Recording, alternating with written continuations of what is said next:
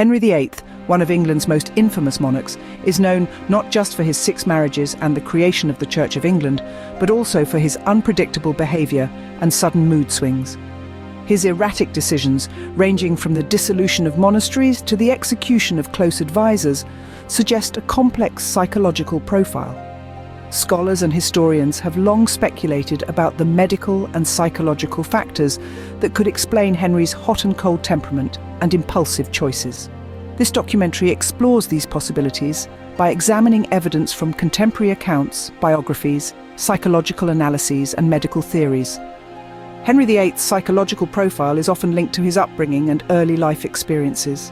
Biographer Alison Weir, in her book Henry VIII, The King and His Court, explores how Henry was shaped by a childhood filled with both indulgence and pressure, having been thrust unexpectedly into the role of heir apparent.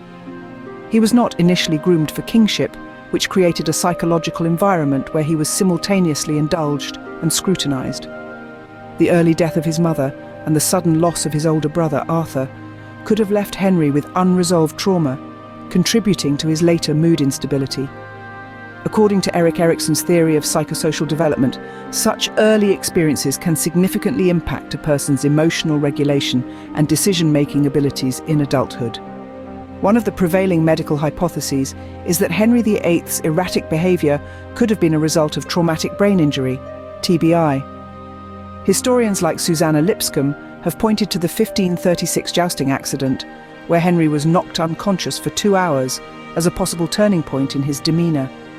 Lipscomb also states, "An astonishing number of important events decisively shaped the character of Henry VIII, his succeeding reign, England's history, and even the image of this king that has descended to posterity."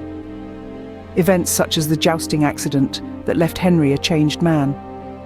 Modern psychological research supports this notion, as TBIs can result in changes in personality, mood swings, and increased aggression. Another medical theory posits that Henry may have suffered from McLeod syndrome, a rare genetic disorder that affects the nervous system and is often linked with mood disorders and behavioural changes. A study published by the Journal of Royal Medical History points out that Henry exhibited symptoms consistent with the disorder, including muscle weakness, chorea, and neuropsychiatric symptoms. If Henry had MacLeod syndrome, it could explain his increasingly erratic behaviour and physical decline in his later years. Henry's relationships with women were fraught with tension, and his treatment of his wives has often been described as impulsive and ruthless. Psychologist Julia Parker suggests Henry's relationships were characterised by idealisation, followed by devaluation, a hallmark of borderline personality disorder, BPD. Henry's need for a male heir and his desperate attempts to achieve this goal could have exacerbated his volatile behaviour.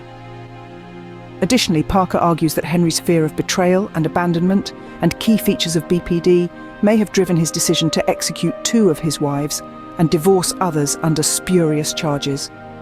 Contemporary accounts from Henry's court provide primary evidence of his unpredictable moods. Eustace Chapuis, the Spanish ambassador to England, described Henry as a prince of great courage, but not without rashness and ill-considered actions. Such descriptions align with the behavioural traits associated with disorders like narcissistic personality disorder, NPD, where individuals exhibit grandiosity, a need for admiration, and a lack of empathy. According to biographer J.J. Scarisbrick, Henry's volatile temper and grandiose sense of self may have been aggravated by the flattery and fear-driven obeisance of his courtiers. Henry's physical health, particularly his obesity, likely contributed to his mood swings and impulsive actions. In his later years, Henry's obesity caused mobility issues and chronic pain, which might have exacerbated his irritability and impatience.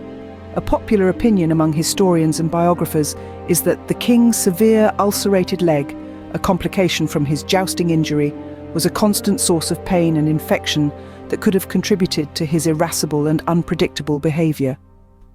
Chronic pain is known to affect mental health, often leading to depression, anxiety, and irritability, which could explain some of Henry's later behaviour.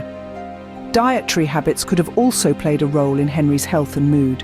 His preference for rich, fatty foods and lack of exercise in later life could have led to type 2 diabetes, a condition that can cause irritability and cognitive decline.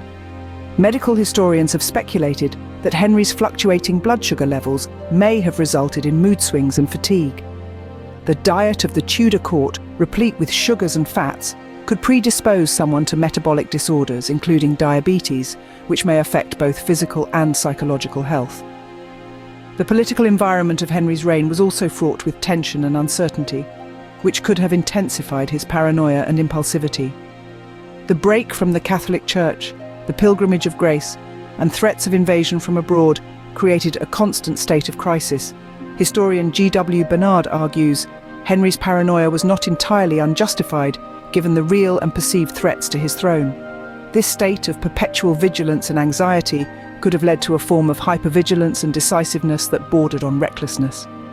Henry's religious reforms and the establishment of the Church of England also reflect his complex psychological makeup. Some historians argue that his actions were driven by genuine religious conviction, while others see them as a means of consolidating power. Historian David Starkey suggests that Henry's religious decisions were a manifestation of his need for control and certainty, reflecting a possible obsessive-compulsive tendency in his personality.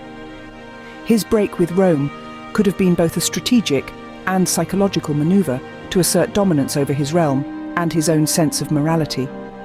The hot and cold temperament and impulsive decisions of Henry VIII can be attributed to a complex interplay of psychological, medical, and environmental factors. Whether due to a traumatic brain injury, genetic disorder, psychological condition, or a combination of these, Henry's actions were influenced by both his physical health and the pressures of his time. While it is challenging to diagnose a historical figure definitively, the evidence suggests that Henry's mercurial moods and impulsive choices were a product of various intersecting factors, shaping his legacy as one of England's most enigmatic monarchs. Thank you for going into the mind of King Henry VIII of England with me. If you like this documentary, please indulge yourself into my playlists, such as Mary Queen of Scots, The Royal Household, Biography, What You Don't Know, Royal Bloodlines, and the Anne Boleyn Case. If you enjoyed this documentary, please like and share this video with other royal enthusiasts. We would also appreciate it if you joined our royal family by subscribing to our channel. We would love to have you. Until next time, keep loving history and stay curious.